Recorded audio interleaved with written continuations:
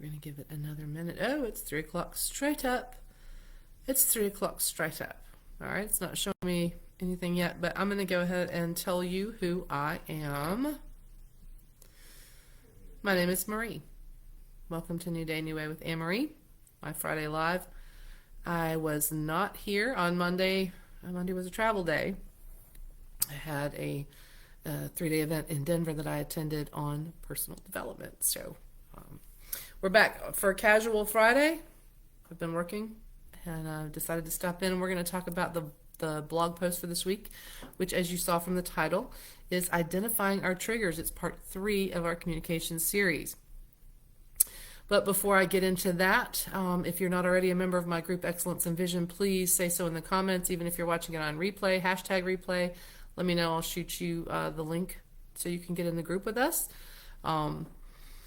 If you would like the free PDF I have called Creating Time, also throw that in the comments. Otherwise, just, if you're on replay, let me know that you're here, hashtag replay. If you're showing up live, let me know you're here so I can welcome you by name. Let's see. Okay, looks like everything's ticking over nicely.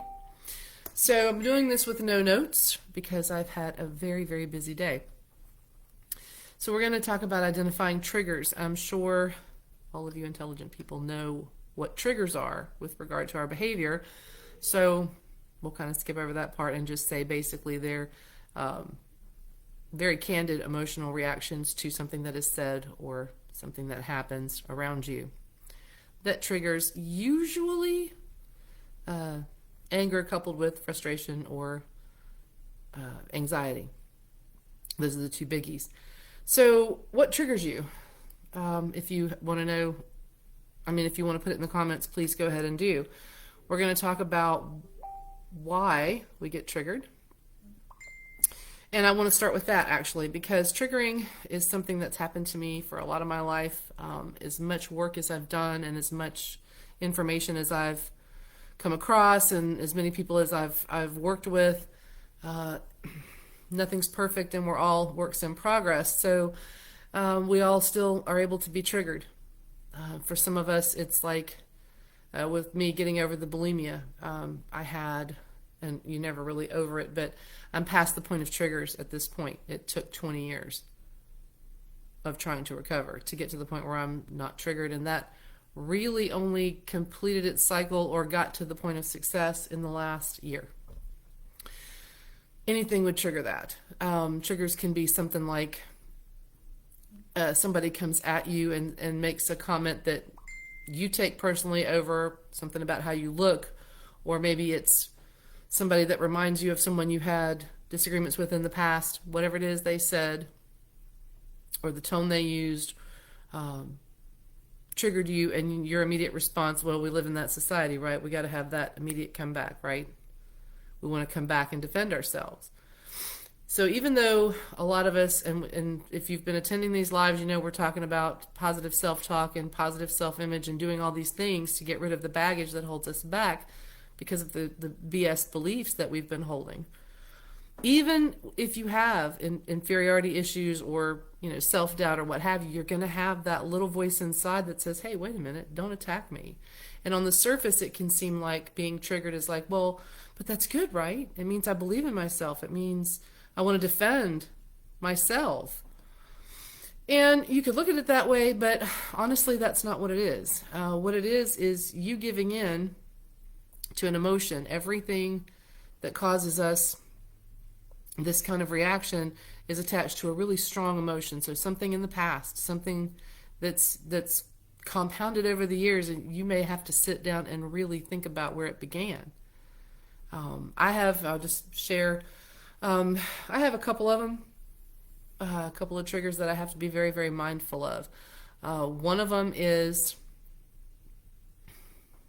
just absolute disrespect, just absolutely being talked down to as if I'm an idiot. That's a big one for me. Anyone who's ever worked for me knows that I have that trigger. And even though I work on it, it's a trigger. So it's actually a physical effort to sit back and just kind of breathe and take a perspective of somebody who's not emotionally involved. It sounds easy. It's not easy. In order to get past that trigger response, you've got to come back in your mind to a place of perspective where you're disconnected from that emotion. Because whatever they said didn't necessarily mean what you took it to mean. I mean, there's some people who are very direct, but people with triggers who aren't aware that they have triggers a lot of times will read things in. I know that I have been guilty of that. So when you have a bit of self-doubt, or you have insecurities about certain situations, or being around certain groups of people, or whatever your insecurity might be, a little bit of fear, it's easy to get triggered by comments that really probably have nothing to do with you. And so, once again, we talked about this in relation to having or preventing arguments with other people. You're going to have to do this within yourself as well. And let me tell you, there are times when, especially if the person who triggers you is somebody you know well, that it's going to be an emotional battle. In fact, it's one that you might actually feel physically, to not respond or to not jump back. And so apparently turning the volume down on my phone didn't work. Sorry. When you're triggered, it's usually because it's an unresolved emotion.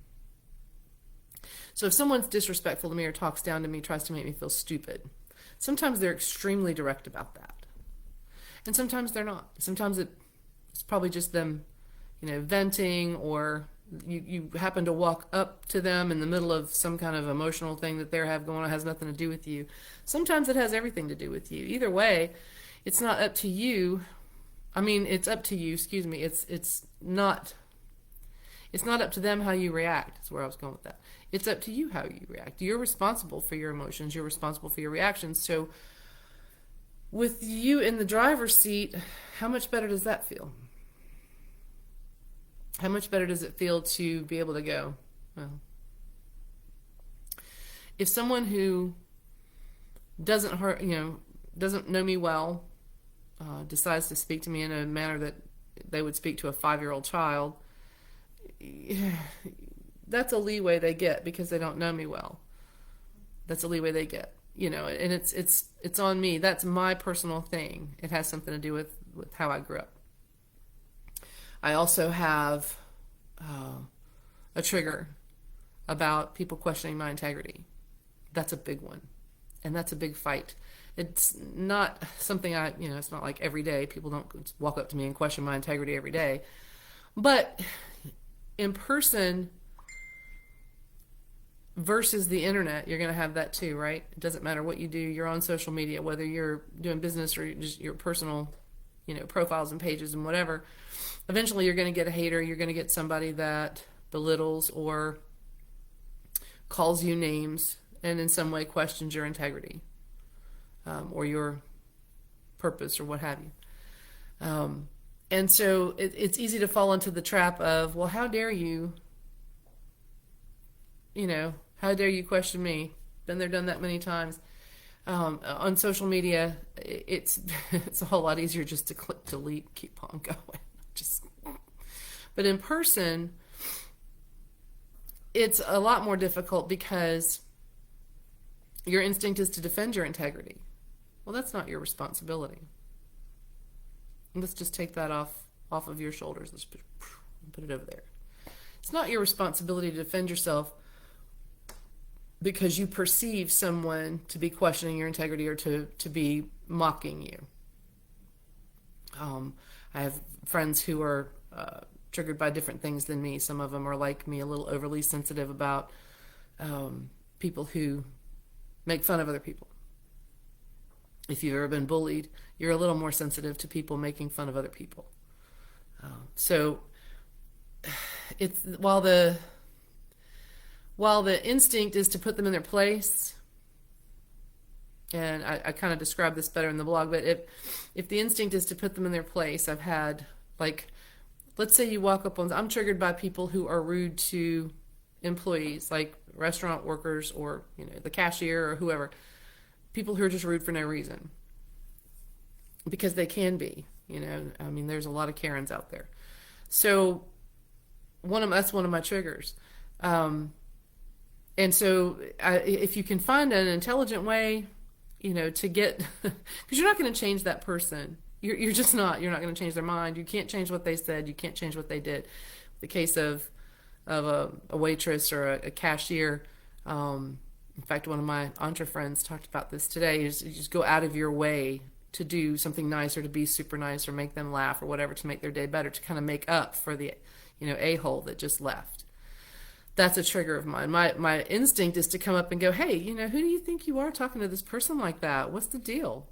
I mean, you're having a bad day. Do you have to spread it around? And there's a million things that you want to say, or that I want to say. But it's not a win-win for you. If you wade in, you lose. And just to put it in the most simple terms, as my dad used to say, if you come down to their level to teach them a lesson, you lost already. Simplest thing. If you have to come down to that level to try to teach them a lesson, you lost before you got there, and you lost a second time because you didn't teach them anything. So people who like to trip your triggers, same thing. My advice is to be around them as little as is absolutely possible. You're gonna start reorganizing your tribe as you level up in your personality and your behavior and your belief in yourself, how you conduct yourself in your life. You're gonna level up, and there's some people that just are gonna stay over there, and you can go ahead because the doorway's not big enough for them. That's work that they have to do. It's not work that you can do for them. It's not on you to correct their behavior. It's not on you to teach them any kind of lesson, because you know what? You might as well be banging your head on a brick wall. So your triggers belong to you, and you get to decide if they're going to be a problem, if they're going to be something that you're going to carry with you. Now, the other lose is that even if you don't respond and wade in, you're pissed or hurt. Hurt disguised as pissed. They go hand in hand. And then you're that way for hours, sometimes days, because it's unresolved. Well, okay, so your brain says, well, it's unresolved because I didn't get to have my say. No, it's unresolved because it's an emotion that you haven't dealt with that you don't need anymore. It's an emotion that you felt maybe the first time that you felt inadequate, or whatever emotion is triggered by your trigger.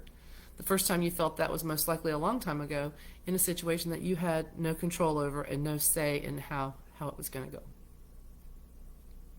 So if you're me, I became a people pleaser because there wasn't anything else that I could do. And then by the time I was, approaching teenage years, it was just too scary to, make a scene or to speak my mind or what have you, because, you get past the ages of the bullies, then you just really want, things to kind of cruise, and you don't really want drama. So the triggers get buried, but they don't go away. And that's the other thing. If you don't go to work on it and identify what it is, have some conversations with yourself, journal. How many times have I said journal? We're going to journal it. Journal everything that you're doing on this kind of work, because something about the physical act of writing, and even if you don't read it back right away, the physical act of writing it down has a physical effect on you, and including a physical brain effect on you. Write it down. Deal with the feeling. Because I'll tell you, one of the most freeing things there is, there really is no more true freedom than for you to let go of this stigma and this weight of either pleasing other people, worried about what they think, feeling inadequate because of something they said or did. All of that's, it's hogwash, to put it nicely. Hogwash, and it needs to go out with the garbage. I'm one of those people that sometimes I'll write stuff down. I don't keep all of my journals, and sometimes I'll write something down that really is explosive to me. I really need to get it out, and when I'm done Just ball it up and throw it in the trash can. Even better to take it outside and burn it and let it go. It's difficult work to look inside at your own emotions and realize that you had control over them the whole time, you just weren't exercising it. But it's nothing to be ashamed of, no matter what age you are. This is not about you going, wow, I'm lame, I haven't been doing this. No, it's not about that. Nobody told us. Nobody taught us at the young age. Nobody came and said, and people say, oh, buck up, you'll be okay. Just don't worry about it. Just don't worry about it. Well, they mean well. But if just don't worry about it fix stuff, right? Just don't worry about it. Well, that's easy for you to say.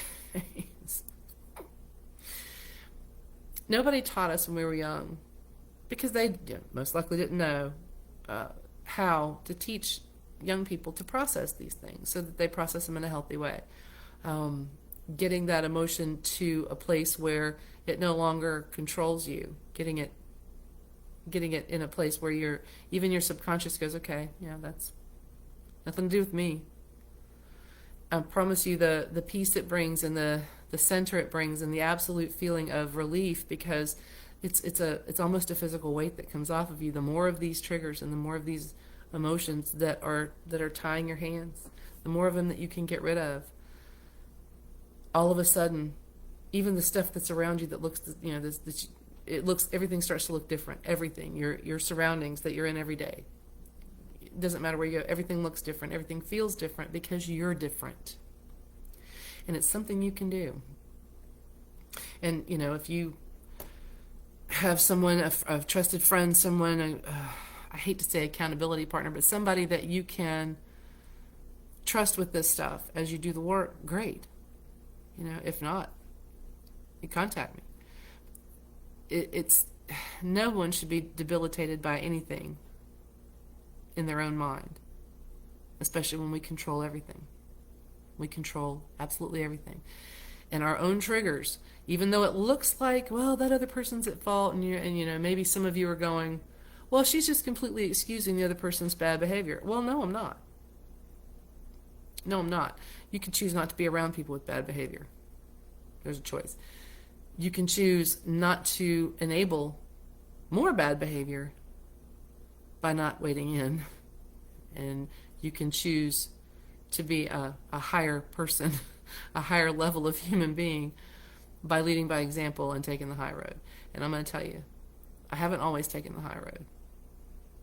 But every time that I have, it's been because I thought my kids were watching, right? I don't do everything, and didn't do everything right as a parent, but when it was really important, you try to take that high road. You try to really be the higher level of human being because they're watching. Now, it's not for anybody else, it's for me. It's for me. It's for my peace of mind. Because that person doesn't fit into the equation. They don't dictate anything. Whoever they were, and whoever the next one will be. They don't dictate anything. They're not part of the equation. They're not invited to the party. So I'm going to keep this one short. It's right at 19 minutes. This was not going to be a long, drawn-out thing, but I wanted you to have a little bit to work with as far as maybe thinking about things that trigger you. And then it's going to be difficult. I want you to sit back, and if you have to say it out loud, I get in the car and I talk to myself. This is where all this happens. And you talk to yourself about why. When was the last time you got triggered? When was a memorable time where you either thought you aced it by telling them off, or you handled it badly and you wish you'd handled it better? I'm not talking about going back and kicking yourself. I'm saying, think about it. Identify the emotion there, the root emotion. And if you can deal with that, write it down. Write it down, because the more you write it down, the more it's going to come to you. And like I said, if I can be of any help, you know where to find me. We're going to wrap this up. It's at 20 minutes. I appreciate anyone who watches this later, because, oh my gosh, there's Angela. Oh, they finally showed me who's here. Miss Angela, I'm going to send you the free PDF as soon as this live is over. I love you, sweetheart. And Angela and I have been together in many instances when both of us were triggered. Yeah, we sure have. But now we're older and wiser.